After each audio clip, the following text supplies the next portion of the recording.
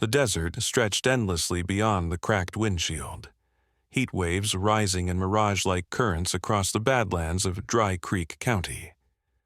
Sheriff Elena Greyhawk squinted against the afternoon glare, her fingers tight on the steering wheel as her patrol truck rumbled over a washboard dirt road. Nothing but dust, creosote bushes, and sun-bleached bones for miles. No radio signal, no GPS, no backup. Just her, the road, and a silence too loud to be normal. She tapped the old dash-mounted CB static again. "This is Sheriff Greyhawk, en route to Sector 7, White Hollow. Dispatch, do you copy?" She waited. Nothing. Not even a hum. Figures. She hated this kind of silence, the kind that crawled up your spine and whispered something bad was waiting. Her boots tapped the floor nervously, and she glanced at the manila file on the passenger seat, a flimsy report from J.D. Thorne, their station tech, claiming locals had spotted suspicious movement around a long-abandoned gas station up in Coyote Hollow. She didn't buy it. No one lived out there. No one dared. The old-timers in Dry Creek said Coyote Hollow was cursed. Folks vanished out there. Rangers, prospectors, once even a preacher. But Ellie didn't believe in curses, only in men with power and secrets. And lately, the town was full of both. She slowed the truck, brow furrowing as the road abruptly narrowed into nothing but hard-packed sand and jagged rock. Up ahead, the wreck of a long-dead patrol vehicle loomed, half buried in the red dust. Her heart jumped. It was her father's old truck. Ellie threw the gear into park and stepped out, boots crunching. The sun hammered down on her, heat radiating off the metal shell of the wreck. She approached slowly, fingers instinctively resting on the grip of her sidearm. The tailgate had been repainted. Black spray paint scrawled crude symbols, slurs. Her throat tightened. "Real subtle," she muttered. Then came the click. She spun, but too late. The butt of a rifle cracked into her head. The world went sideways, then black. Consciousness returned in blinks of heat and pain. She was lying face down in the sand, wrists zip-tied behind her, her belt and gun missing. Someone had wrapped a thick rope around her waist, one end tied to the rusted bumper of the patrol truck. She heard laughter, low, male, familiar. "You always were a stubborn bitch, Ellie," the voice said. "Bet your daddy spun in his grave when you took the badge." Randall Mace. The bastard sheriff she replaced. Thought he'd fled the county 6 months ago. "You think you're cleaning up Dry Creek? There ain't no cleaning what's already owned. You're just a fly on rot." He kicked her in the ribs hard. She gasped. "You're gonna be a message, that's all. One big ol' warning for anyone else who forgets who really runs this land." The truck engine roared. The rope yanked tight. And then he drove. Sand and stone tore at her clothes, her skin. Pain screamed through her. She couldn't breathe, couldn't scream. Her badge fell from her pocket and disappeared into the dust. Her name, her family, her father's legacy, all of it being erased one brutal yard at a time. After what felt like forever, the truck stopped. Mace spit on the ground near her head, climbed back in, and disappeared over the ridge. She was alone. Bloodied, broken, forgotten. The sun baked her. Vultures circled. She thought of her father's stories, the ones he used to tell around the campfire, about the horses that roamed these lands, guardians of the desert, he'd called them, spirits of justice when man's law failed. Ellie laughed bitterly at the memory and choked. Her vision swam. The air shimmered. She blinked. Hoofbeats. At first, she thought it was the heat, a mirage, but they grew louder, heavier, real. Out of the shimmering horizon came a shape, then many, Mustangs, a whole herd of them, moving like a single breath. At their head was a black stallion, tall and broad-shouldered, with a jagged silver scar down his flank and eyes like embers caught in dusk light. He didn't run like the others. He stalked. The stallion approached slowly, head low, ears forward. He stopped just feet from her, nostrils flaring. Ellie couldn't move, could barely keep her eyes open. He lowered his head, sniffed her face. Then, unbelievably, he stepped forward and bit down on the rope. With one powerful tug, he tore it from the bumper. The knot slipped. Ellie gasped. The herd closed in around her, forming a protective ring. The stallion nudged her side gently, then again, each time more urgent. She passed out. When she woke again, it was dark. She lay in a bed, clean bandages, cool air. Voices whispered nearby. She should be dead, someone said. She was dragged nearly a mile, said another. She would be, if not for them horses. Ellie turned her head, grimacing through the pain. A young woman stood in the doorway. Deputy Claire Monroe, eyes wide, pale. "They didn't leave her, Jonah," Claire whispered. "The horses. They stayed all night, didn't move." Ellie opened her mouth. Her voice came out cracked. "Where?" Claire turned, moved to the window, pulled the curtain aside. Outside, in the moonlight, stood the herd, silent, watchful. At the front was the stallion, still, unmoving, waiting. Ellie closed her eyes. For the first time since she took the badge, she knew something real. This wasn't just her fight anymore. Someone, or something, had decided to fight with her.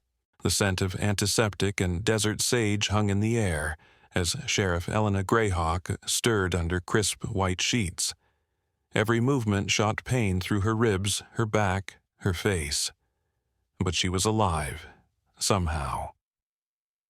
The humming of a fan above blended with muffled footsteps in the hallway. A few feet away, Deputy Claire Monroe leaned against the wall, arms crossed, watching her with worried eyes. "You look like hell," Claire said, trying to mask her relief with a crooked smile. Ellie tried to speak, but her throat was still raw. Claire poured water and handed it to her. "They said you'd need a week to heal. Knowing you, I give it 2 days before you're back in those boots." Ellie drank, her hands trembling. What happened after?" she croaked.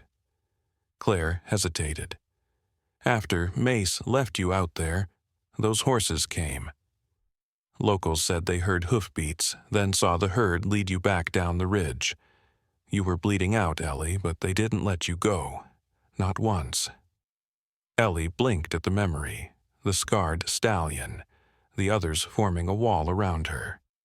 She remembered the warmth of their breath, the strange calm in their eyes. "They brought me all the way back?" Claire nodded.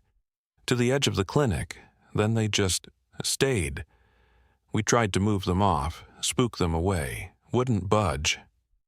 Ellie sat up slowly. Outside the clinic's window she could see them still, dozens of them scattered in the open yard, grazing silently.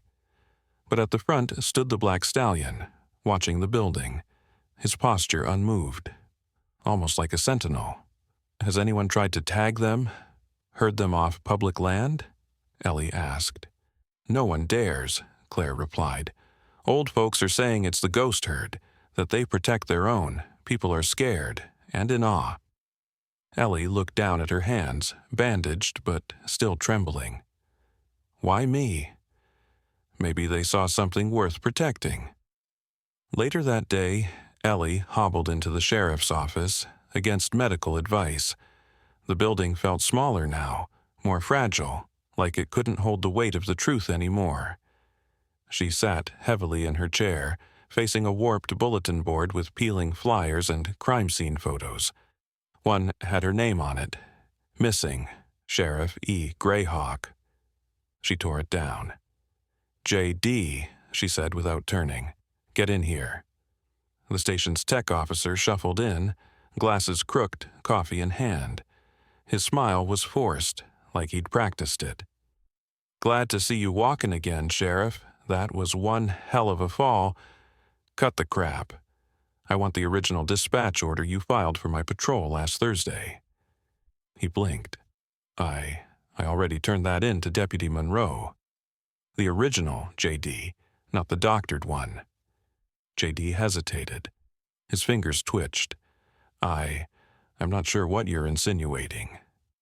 Ellie rose, slow but solid, eyes burning through him. "You think I don't know it was a setup? That Mace knew exactly where I'd be and when." J.D. swallowed hard. Sweat trickled behind his ear.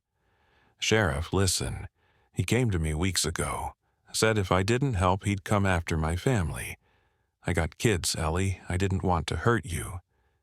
Ellie nodded slowly, jaw tight. "You're on leave, indefinitely. Give your keys to Claire, and don't speak to anyone outside this building unless I say so. Understood?" He nodded and shuffled out, defeated. Claire stepped in behind him, voice quiet. "You sure you want to keep this quiet?" "Not yet," Ellie murmured. "If Mace is back, he's not working alone. We rattle the cage now, and we lose the whole damn nest." That night, as the sky deepened into indigo, Ellie walked, carefully, toward the outer field where the Mustangs grazed. The stallion watched her approach, still and unafraid. She stopped just a few feet away, arms loose at her side. "Why did you save me?" she whispered. The stallion stepped forward, slow and deliberate. His breath was warm, and his eyes, God, his eyes, held something ancient, something knowing. Ellie took a shaky breath and reached out. He didn't flinch. Her fingers touched his neck, and something inside her cracked, something hardened by years of grief and duty and betrayal. She knelt in the dirt, pain and all, and rested her forehead against his chest. "Thank you," she whispered. "You didn't have to." "But you did." Behind her, the rest of the herd stirred. Some drew near, others remained grazing. But they weren't wild anymore. Not to her. They were guardians, witnesses, and perhaps allies. The following morning, townsfolk began arriving with offerings: oats, apples, water troughs. Children pressed drawings against the clinic fence. Old men removed their hats and whispered prayers under their breath. The herd remained calm, unmoving, watchful. Word spread fast.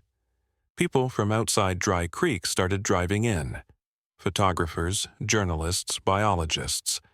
They called the stallion the Sentinel and dubbed the event a miracle. But Ellie knew better. This wasn't about headlines. This was war. Because if Randall Mace had crawled out from under his rock, it meant the old rot hadn't been cut out at all. It had gone deeper, spread wider, and this time she wasn't going in alone. The old courthouse in Dry Creek hadn't seen a full crowd since the Johnson cattle dispute back in '92, but that morning it buzzed like a kicked beehive. Farmers in worn Carhartt jackets sat beside Instagram influencers with $5,000 cameras. News vans lined the gravel lot, and every coffee shop within 30 miles ran out of cinnamon rolls before noon. Ohio, everyone wanted to see the woman who'd been dragged to death's doorstep and walked back under the watch of a ghost herd. Sheriff Elena Greyhawk stood in front of the courtroom mirror, stiff in her uniform. Her face was still bruised, her ribs bandaged beneath the Kevlar vest. Deputy Claire Monroe adjusted her collar with quiet hands. "You sure you're up for this?" Claire asked. Ellie looked into her own eyes. "I don't get to sit this out." The trial was a preliminary hearing for Randall Mace, arrested 2 nights prior in an old oil rig shack outside county lines, too close to tribal land for comfort. He was smirking when they brought him in, still was, even now. When Ellie entered the courtroom, all heads turned. Conversations died like someone hit the mute button. She walked slowly but with purpose, locking eyes with Mace. He winked. The judge, a woman in her 60s with silver braids and a reputation for chewing through defense lawyers like jerky, cleared her throat. Sheriff Greyhawk, you're requesting temporary suspension of judicial procedure for investigation of conspiracy under Section 32 of County Code? Yes, Your Honor, Ellie said. I believe Randall Mace didn't act alone, and I intend to prove it. The judge narrowed her eyes. That code hasn't been used in a decade. Then maybe it's time, Ellie said. A few people in the gallery murmured. Mace leaned forward, smug. Come on, Your Honor. She's chasing ghosts. I was gone 6 months, living clean. Now she wants to spin fairy tales about secret conspiracies and horses that pull dead sheriffs out of the dirt. The judge raised a hand. This isn't a debate, Mr. Mace. But Mace grinned at Ellie anyway. You want to talk about secrets, Sheriff? Let's talk about your daddy's last case. You sure you want to dig up old bones? Ellie didn't flinch, but inside, her heart stopped cold. Her father, Sheriff Thomas Greyhawk, had died on duty. Officially, it was a car accident, a washout bridge, a broken radio. But the file had never sat right with her. Missing pages, no photos, a case sealed and forgotten by a town that never questioned it. Until now. Back at the station, Ellie locked herself in her father's old office, now used mostly for storage. She pulled the chain on the overhead light and walked to the tall, dusty filing cabinet tucked behind paint cans and spider webs. Drawer by drawer, she searched. And finally, there it was. A brown envelope marked Greyhawk, Unresolved. Inside, 3 black and white photos. One showed a set of tire tracks leading off a dirt ridge. Another captured a blurry figure near the bridge. The third was a body. Burned, barely recognizable, but wearing a sheriff's badge. Ellie stared, stomach turning. Her father had always warned her about corruption in Dry Creek, but she'd thought it died with the old generation. Had she been wrong?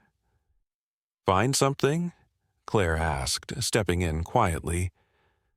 Ellie didn't answer at first. She handed her the photos. Claire's lips parted. This isn't in the official archive. I know. They both stared at the evidence, silence between them heavy as the desert sky. There's more, Claire whispered. JD found an encrypted drive in the old dispatch system, hidden in the code. He's trying to crack it now. Ellie nodded slowly. Keep it quiet. No one gets wind until I'm sure. That night, the sky rolled with thunder. Ellie sat alone in the field outside town, legs folded beneath her, watching the Mustangs under starlight. The Sentinel, as folks now called the Black Stallion, stood just yards away. She didn't speak, not at first. But then she whispered, "You knew him, didn't you? My father." The stallion's ears twitched. He took a step forward. "I used to think this badge meant something, that it could fix things, but it doesn't fix anything, does it? Not without truth." The stallion lowered his head. Ellie reached out and touched his muzzle again. Now with something more than gratitude. Resolve. Behind her, footsteps crunched.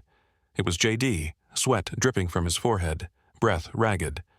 "I got it," he said. "The drive, it's open." She stood. "And?" "There's a list, Sheriff. Dozens of names. Mace is just the start. Councilmen, deputies, even judges. They were all on payroll, all tied to an old mining company called Arcadian Ridge Ventures." Ellie blinked. "That mine shut down 20 years ago." JD nodded. "Exactly. But the land rights? They're still active. Transferred 2 months ago to a holding firm out of Phoenix." Ellie's jaw tightened. She turned to the Mustangs. The Sentinel looked at her like he'd known all along. "It's not just about me," she said. JD frowned. "What?" It's about this land, these horses, my father. It's all connected." A bolt of lightning split the horizon in the distance. Ellie looked back at J.D., eyes sharp. "Get the files, wake Claire. We ride at first light." And in the dark, the sentinel snorted once, loud and clear, almost like he was ready too. The wind in Dry Creek had a habit of kicking up just before something big happened. That morning, it howled across the ridge like a warning. Sheriff Elena Greyhawk stood at the edge of the overlook, her boots coated in red dust, her badge catching the pale dawn light. Behind her, Claire tightened the strap on her vest, while J.D. secured the saddlebags onto the deputy patrol truck. "They'll know we're coming," Claire said, her eyes scanning the hills below. "Good," Ellie replied. "Let 'em feel it." Thanks to J.D.'s decrypted files, the pieces had begun to fall into place. Arcadian Ridge Ventures wasn't dead. It had simply gone underground, using a maze of shell companies to hide land grabs and political bribes. Ellie's father had stumbled on the original scheme 20 years ago. That's why they'd silenced him. Now the plan was repeating itself. The ridge where the Mustangs ran, the one where Ellie had nearly died, was quietly being leased to a private contractor for lithium drilling. And the Mustangs? Considered an inconvenience. No protections, no oversight, just one signature away from erasure. Ellie's blood boiled. "We hit the council office first," she said. "Then we bring this to the people." The Dry Creek Town Council meeting had never seen such a crowd. The hall was packed. Ranchers, tribal elders, teenagers with signs that read, "Save our herd." News cameras lined the walls. Everyone was there. Councilman Darrell Lockhart, a doughy man in an expensive vest, cleared his throat nervously as Ellie stepped up to the podium, file in hand. His usual smug confidence faltered. "Sheriff Greyhawk," he said stiffly, "we weren't expecting—" "I'm sure you weren't," she cut in. "I've come with proof of an illegal land contract set to allow Arcadian Ridge Ventures, under its new alias, Silver Cross Holdings, to begin excavation on Mustang Ridge next month. Without public hearing, without vote." Gasps rippled through the crowd. Lockhart looked to the other council members, but none spoke. Ellie continued. "I also have the names of sitting officials, including members of this council, who have received money or political favors in exchange for approving this deal. And I have reason to believe these same individuals were tied to the death of my father, Sheriff Thomas Greyhawk, 20 years ago." Lockhart's voice wavered. "That's an outrageous claim. I've got signatures, transfer logs, audio files," Ellie said coldly. "So, unless you want the feds crawling up this place like ants on a carcass, I suggest you start talking." A beat of silence. Then a voice rose from the back. "Let her speak." It was an elder named Ruth Tallbear, one of the most respected voices in the tribal community. Ellie laid out the documents on the projector. One by one, she explained the fake land bids, the bribery trails, and the plan to permanently clear the land of the wild herd. Pictures of the Mustangs filled the screen, of the sentinel standing watch near her hospital bed, of foals running free across the ridge. Tears welled up in people's eyes. When she finished, the room was still, until Claire stepped up and placed Randall Mace's signed confession on the table. "He gave it last night, said it was time the truth came out." Lockhart stood, sweating. "You don't understand. This town needs the money. That mine will bring jobs. This town doesn't need blood money," Ellie cut in. "Not at the cost of our land, or our dignity." And from the back, someone shouted, "You're damn right it doesn't." It spread like wildfire. Applause, cheers. Lockhart slumped into his chair, defeated. The council voted unanimously to suspend all land leases pending federal investigation. The crowd erupted. The Mustangs and the land they ran on would be safe. For now. Later that evening, Ellie sat on the edge of the ridge again, wind whipping her braid.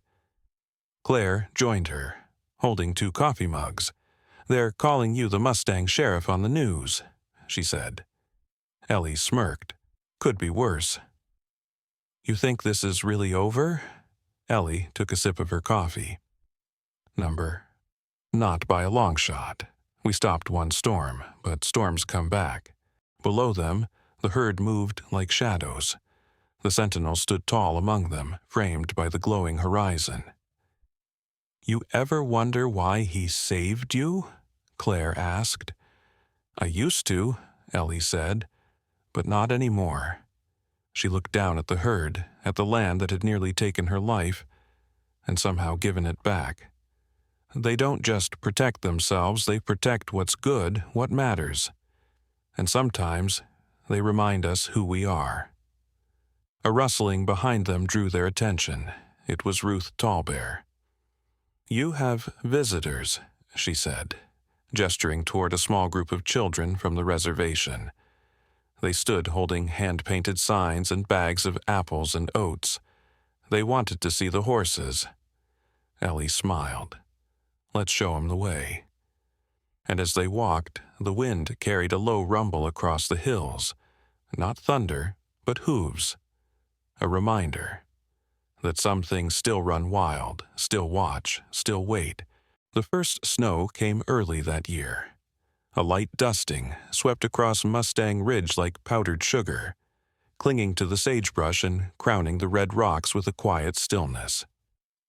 Sheriff Elena Greyhawk stood at the rebuilt fence line just after dawn, her breath clouding in the cold air, a thermos of black coffee warming her hands. Below her, the Mustangs moved like spirits, free, untethered, unafraid. The sentinel, taller and darker than any of the others, stood at the edge of the herd, watchful, patient, as if he knew the world still hadn't earned its peace. Behind her, the sound of laughter rose from the main barn. Ellie turned to find a group of children, mostly from the local school and the reservation, gathered around J.D. and Claire, who were helping them hang hand-painted signs on the new sanctuary gate.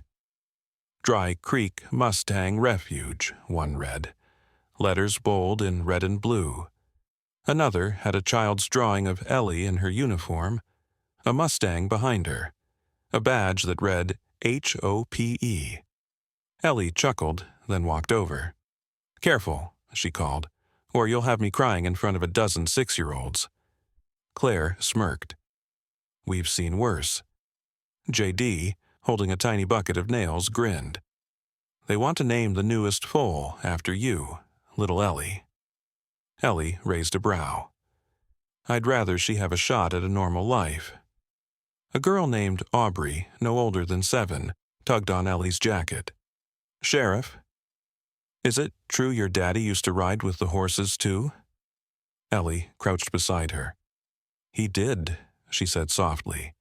"He used to say that the wild ones weren't wild because they were broken, but because they were born brave." Aubrey nodded, solemn. From behind the barn, the sound of a truck pulling in broke the moment. Ellie stood and narrowed her eyes. It wasn't one she recognized. An older man stepped out, gray beard, denim coat, heavy boots. He looked out of place, uncertain, like someone who'd spent years running from something and finally turned around to face it. Claire stiffened. "That's Davis Burke." Ellie blinked. The name was familiar. One of the former deputies who'd vanished from Dry Creek after her father's death. A man whose signature had shown up on a land deed filed just days before the fatal crash. Ellie approached slowly. "Sheriff," he said, voice rough like sandpaper, "I reckon you don't owe me the time of day. But I've got something to say." She crossed her arms. "I'm listening." He looked down, ashamed. "I helped cover it up. Your dad, he found the original survey lines. Found out Arcadian Ridge was drilling without permits. They offered me money, and I took it. But when he wouldn't look the other way, they made sure he didn't walk out of that canyon. The children had gone quiet. JD and Claire stood behind Ellie, tense. "You helped kill him," Ellie said, her voice low. "I didn't lay a finger on him," Burke said quickly. "But I didn't stop it either, and I've lived with that every damn day." He pulled out a small leather notebook and handed it to her. "His field notes, your father's. He kept copies, in case something ever happened." Ellie took the book, heart pounding. She opened it slowly. Inside were pages in her father's handwriting, maps, names, diagrams of fence lines, even sketches of the Sentinel and other Mustangs. One passage read, "They protect the land like we used to. They deserve better than us." Tears blurred her vision. Burke took a step back. "I ain't asking for forgiveness, just figured you deserved the truth." She nodded stiffly. "I'll have someone follow up with you." He didn't argue, just nodded and walked back to his truck. That night, Ellie sat in her father's old recliner in the station's tiny back room. A fire crackled. The notebook lay open in her lap. Claire sat across from her, JD nursing a beer by the window. "We gonna reopen the case?" JD asked. "Already did," Ellie replied. "New evidence, new witnesses. Might be 20 years too late, but justice doesn't rot." Claire smiled. "You ever think about what's next?" Ellie looked out the window. Snow fell gently, blanketing the land her father had died trying to protect. "I don't know, but I know what's right in front of me." Spring came earlier than anyone expected. The sanctuary was thriving. Volunteers came from all over the state. College kids, retired vets, even ex-rodeo riders who'd hung up their spurs. The Mustangs roamed with pride, the Sentinel never far from sight. Ellie stood at the main gate one afternoon, watching a group of children ride the trails on rescued horses. Little Ellie trotted along, her silver mane shimmering in the light. Beside her, Claire handed over an envelope. "It's official," she said. "State approval. Dry Creek Mustang Refuge is now protected under the Wildlands Legacy Act." Ellie exhaled. "You did it," Claire said. "No," Ellie replied. "We all did." They looked out at the land, wilder, freer, more sacred now than ever before. As the Sentinel raised his head, a gust of wind swept through the ridge. Not harsh, not cruel, but like a whisper, a reminder that the wild still lives, and it never forgets who fought for it.